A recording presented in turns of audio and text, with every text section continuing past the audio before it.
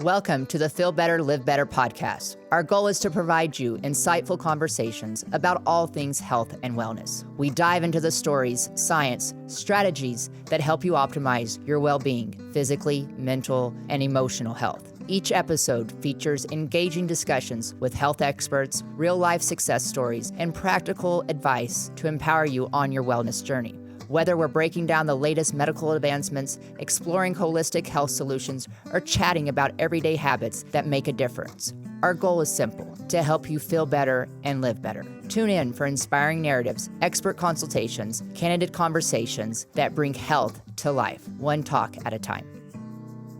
If you enjoy our podcast, please like and subscribe and consider becoming a digital subscriber to the Albuquerque Journal to help us bring you more content like this. You can find this episode and all of our podcasts on the Albuquerque Journal website, abqjournal.com, as well as YouTube, iTunes, and Spotify. See the show notes for a discount code on a digital subscription. Thank you for supporting the Albuquerque Journal, New Mexico's leading news.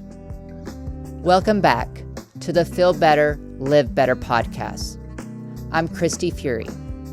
You've made it to part 3 of our special series on aging well. In this final episode, Mary Ann Butler and I are talking about a big shift we are seeing. Why more and more people are moving away from traditional healthcare and choosing longevity clinics like ours. We dive into why people are seeking longevity cellular medicine clinics and how it's changing lives by focusing on prevention and root causes, not just prescription. If you've ever thought there has to be a better way to take care of my health, this episode is for you. Beyond Health is dedicated to helping patients achieve a life of health. Our passion at Beyond Health is transforming your health so you can live the very best life. Beyond Health can be your partner in your journey to optimal health. Well, Mary Ann, welcome back. I'm so excited I get to do another podcast with you. You truly have been a blessing in my life since the moment I met you. Oh, thank you. So thank you. Oh, thank you, Yeah. Kristi. I very much cherish our friendship, Yeah. our relationship, and our, and being able to share this kind of this information with you and doing. Yeah. So today I kind of want to take a step back and maybe explain a little bit about how you and I have both walked away from the traditional medical practice, right? And then also why more and more Americans are choosing clinics like ours that are, longevity, cellular, health focus. So what would I just give me a little bit about, your transition into this practice that you're in, and then also why you feel like patients are seeking this. Yes. Yeah. So as I would have to say, I probably got started in health span, let's call it that, through hormone therapy. Yep. So that was the first step. And I was working in pain management at the time, and I have a passion for people. People need to function. They need to be able to move, things like that. But it became clear to me that they weren't getting better, right? And unfortunately, people look for excuses and they look for crutches and things like that. And so around that same time, my husband started to exhibit those symptoms of low testosterone that we've talked about in our previous visits together. And so I started seeking that route. About the same time, I came across a video. I think it was somebody came to the office and talked about peptides. Mm-hmm. And I'm like, for some reason, it's like God said, you need to do this. I mean, I'm like, what are you talking about? Mm-hmm. And so I started seeking what peptides were and how to learn about them. And I found Dr. Seed's on the A4M. They did like a weekend training thing on it. And I bought it and I started watching it and I thought, oh my gosh, this is the future of medicine. Right. This is how we get to the bottom of the things that are going wrong with people. And so, fast forward, we've been to this, like you and I have met and have attended many conferences, many trainings, certification programs and things like that in both hormones and cellular medicine. And of course I left the pain clinic because that's not what they do. Yeah. They have their way of doing things along the traditional medicine route, and this was not in their cup of tea.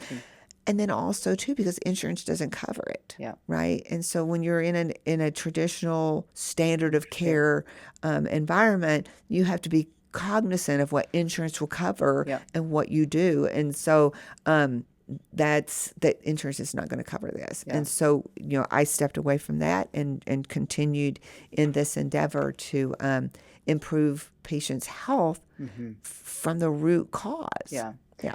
And then, so why do you think patients are starting to recognize that traditional medicine doesn't equal health? Yes. I think people became most aware after COVID, right? I mean, I think that was a turning point for a lot of industries people. Like ours. Exactly. And for the general public too.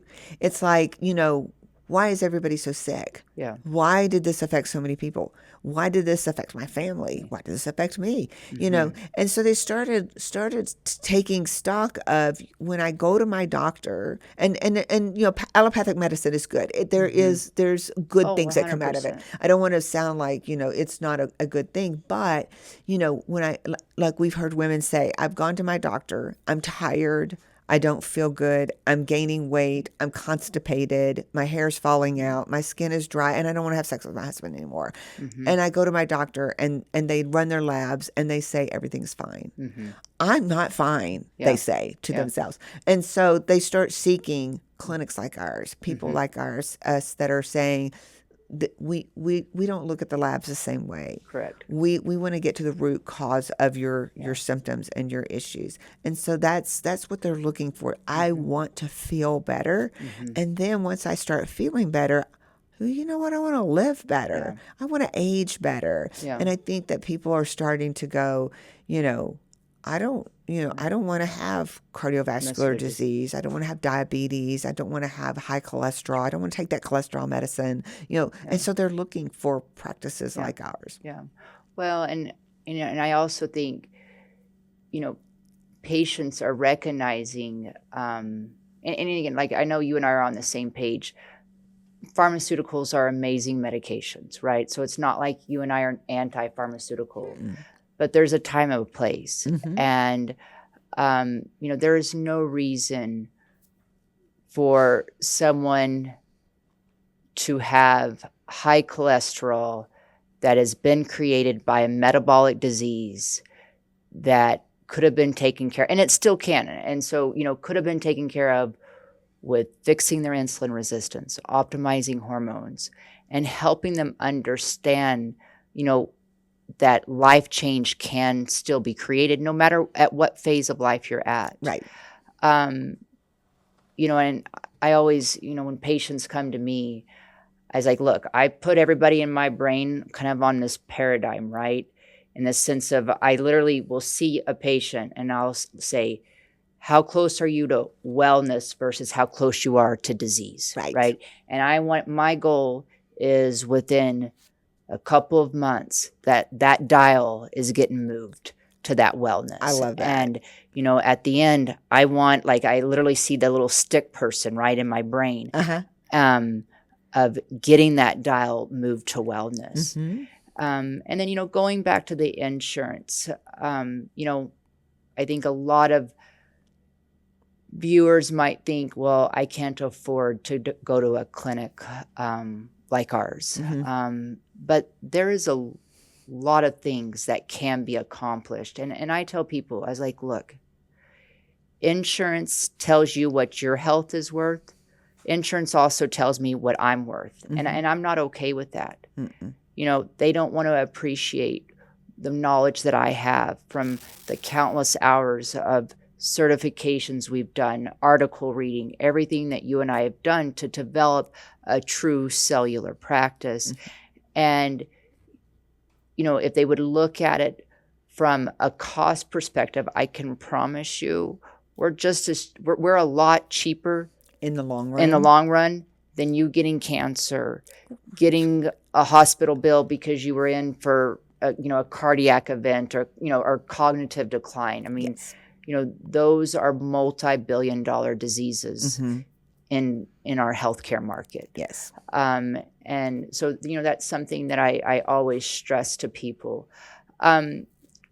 So let's talk about going back to that root cause disease. I think people get it, but I don't know if they really understand.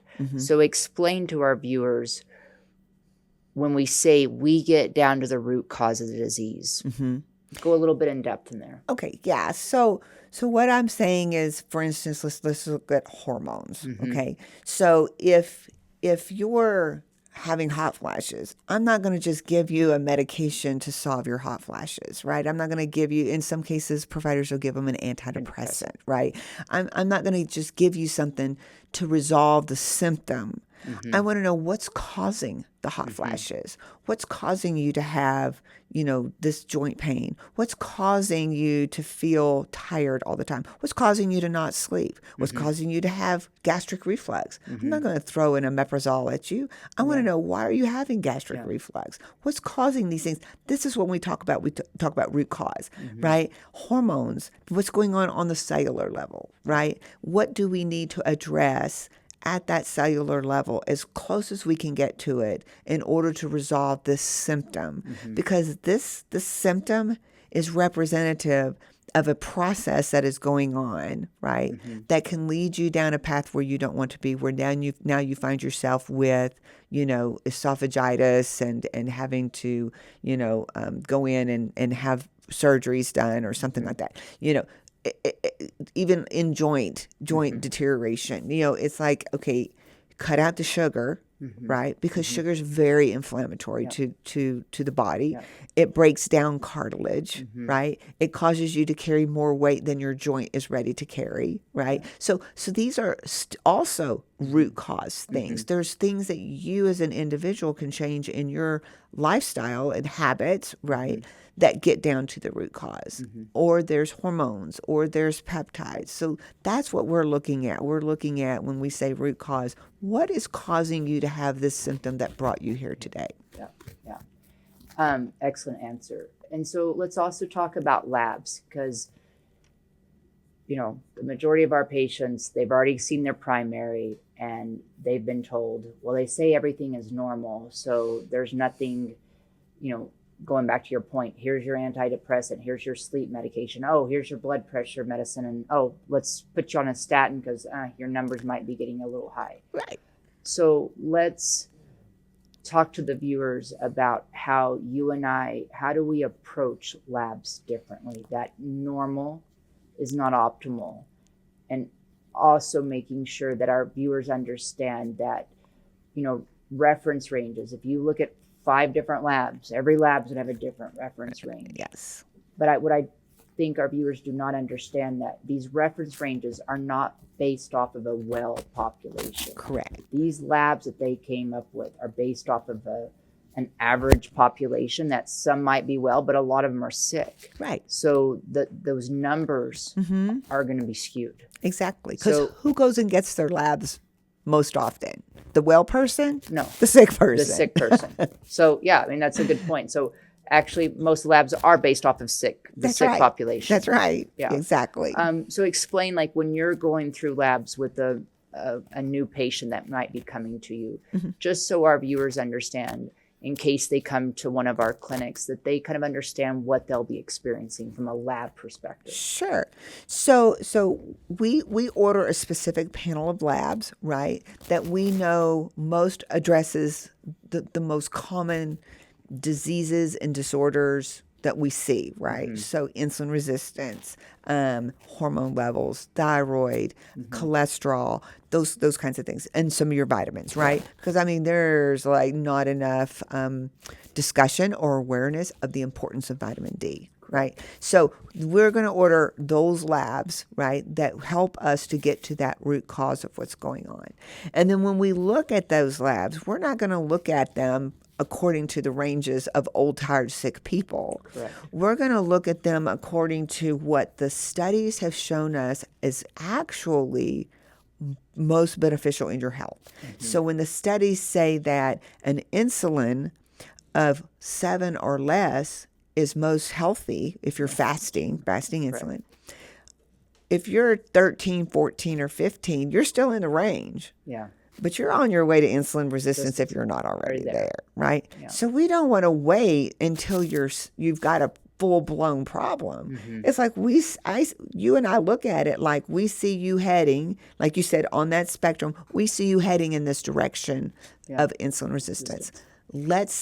Let's talk about and let's implement those things we can do to turn you back in the other direction. So whether it's insulin or if it's even thyroid, you and I have been trained before we knew what we knew now. TSH, which is thyroid stimulating hormone, right? Secreted by the pituitary. Its job is to stimulate the thyroid gland to release its T4. But we were trained if TSH is high, you're hypothyroid. Correct. If TSH is low, you're hyperthyroid. If you're in the middle, you're fine. You're fine. Right? But the fact is this. It stimulates the thyroid gland to secrete thyroxine, which is T4, has 4 iodine molecules. That has to be enzymatically converted into T3, 3 iodine molecules, in order to fit into the receptor side of the cell, where it does all of its action. So what do you think is the most important thing on that lab when it comes to thyroid? So if I have a patient that comes in and they're telling me my hair's falling out, my skin is dry, I'm constipated, I can't remember anything that I used to remember, I feel like I'm in a fog all the time, or as I heard one of our, instructors say one time, pushing a thought through Jell-O, I'm cold when everybody else is warm, and I haven't changed a thing, but I'm gaining weight. Any or all of those symptoms are all leading to a sluggish or low thyroid activity at the cellular level. But the way we were trained previously, we would just look at TSH and say, well, it's not your thyroid, right? But now we can look at that lab and we can say, well, you do not have an overt hyper or hypothyroidism. I can't give you a clinical diagnosis. However, you do have a lot of symptoms. So let's go on down the line. Let's look at what your T4 is, your thyroid gland functioning. And then let's look at how much of that is getting converted to T3 and available to the cell.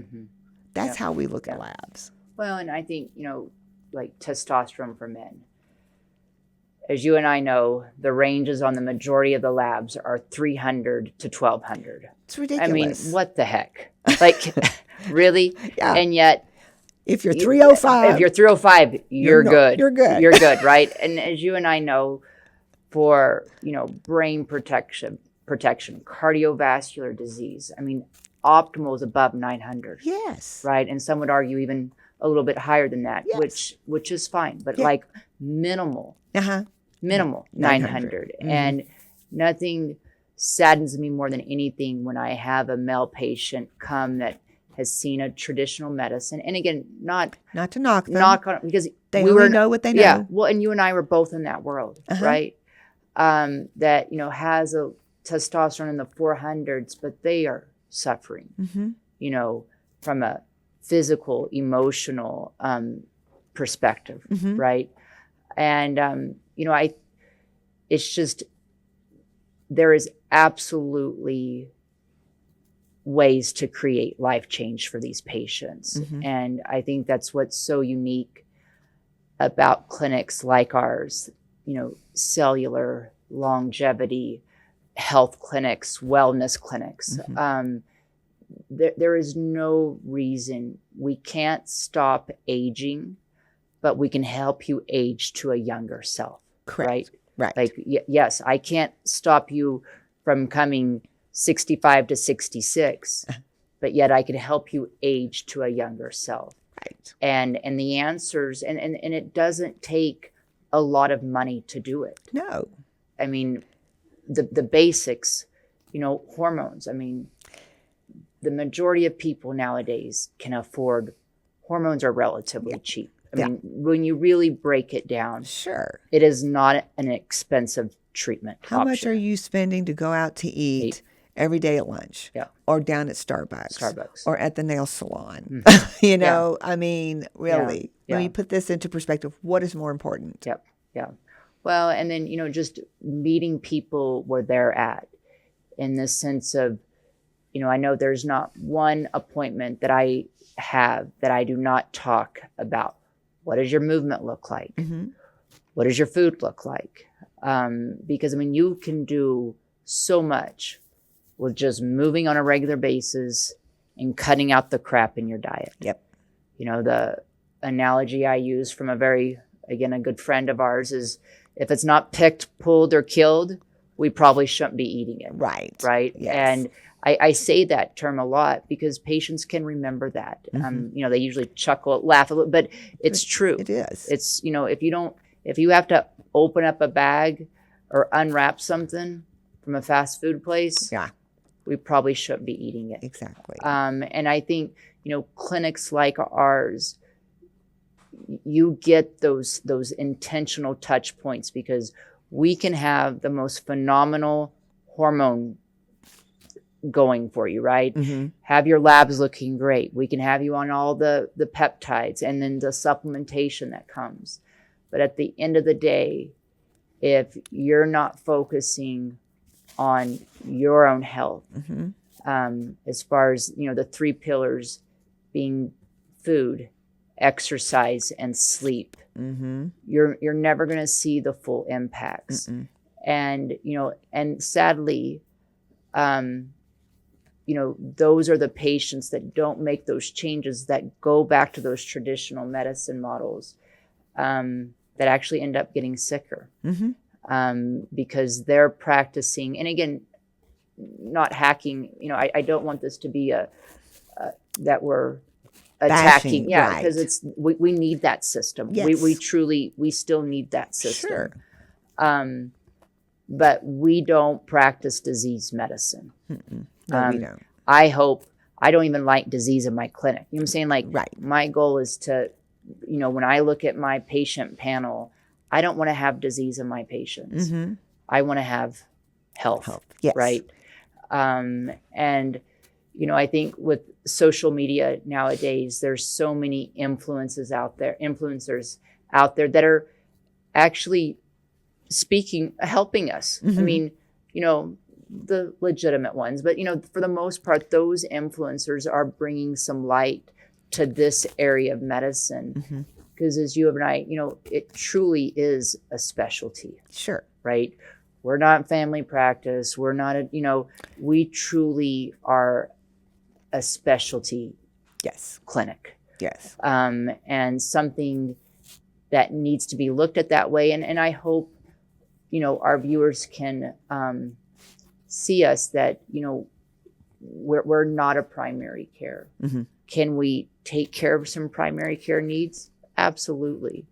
But our true intention is cellular health, getting down to that root cause. So why don't you tell the viewers a little bit, like, how is this your practice?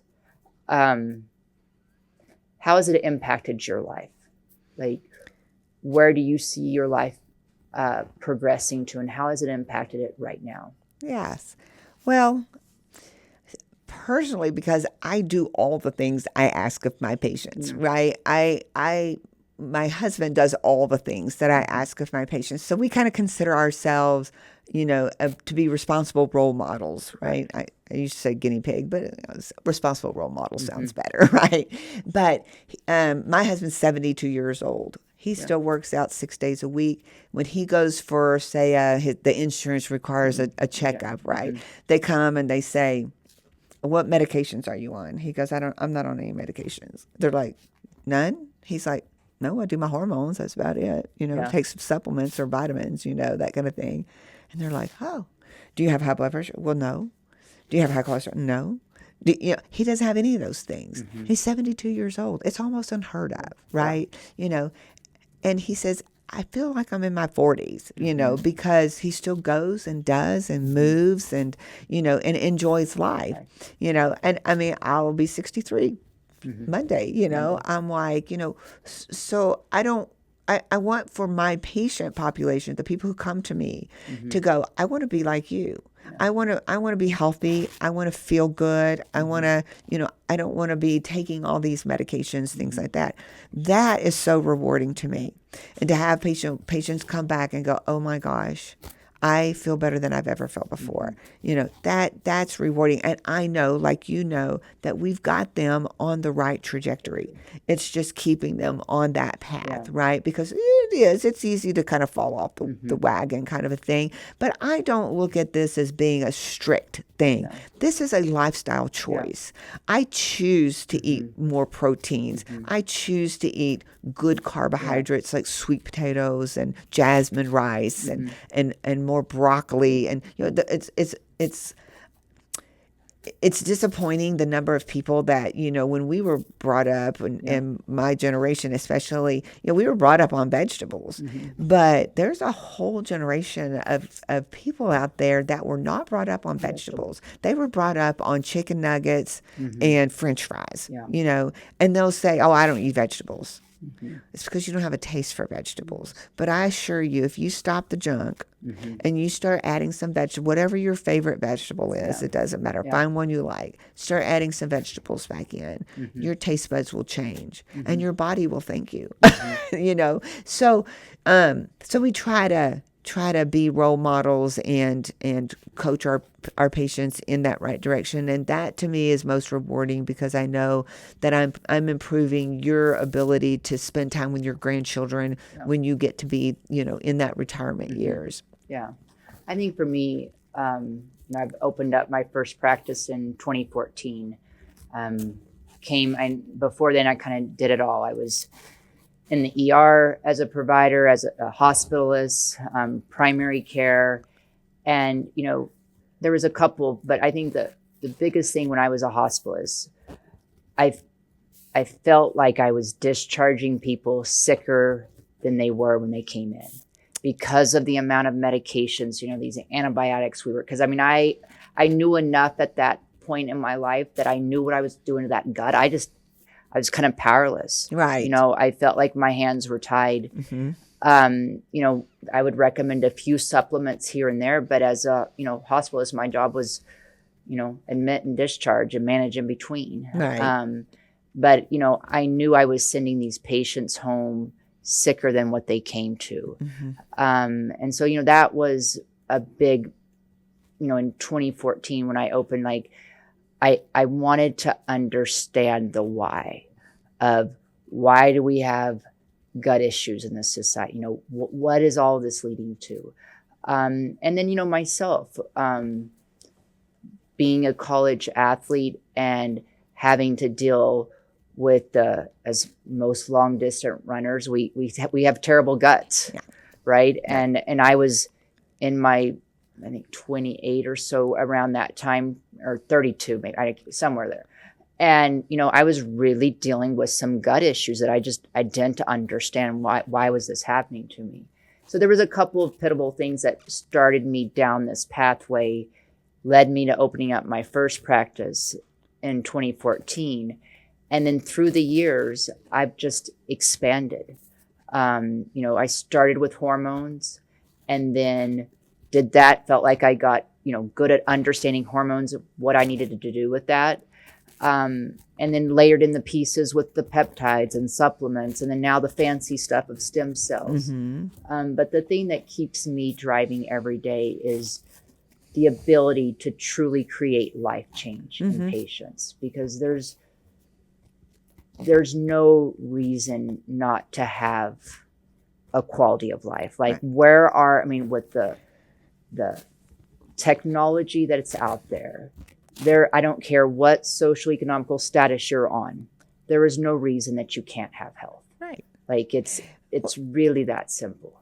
I think so. And I things run through my head, and I ask, if somebody came up to you and said, I know how you can make $1 million.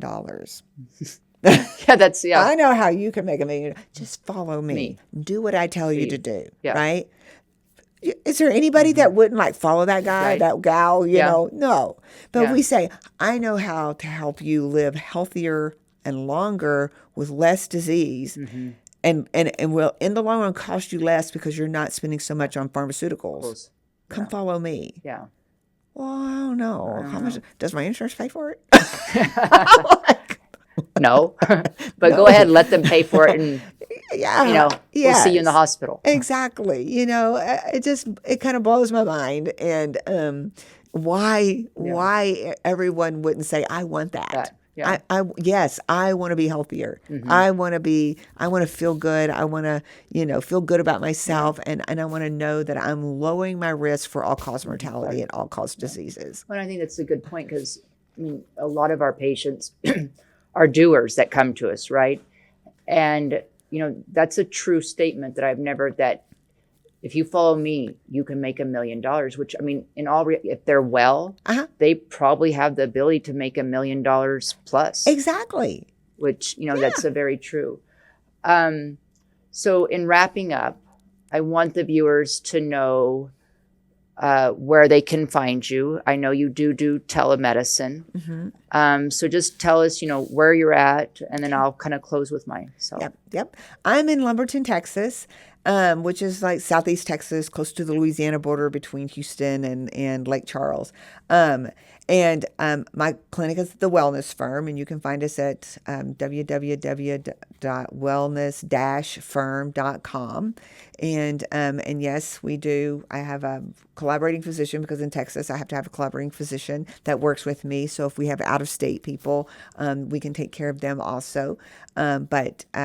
So we can do, get an evaluation, order labs to wherever you're at, and then see where you're at, and find out what we can do for you. Yeah. And then I think so I'm Kristi Furry, owner of Beyond Health here in Albuquerque, New Mexico.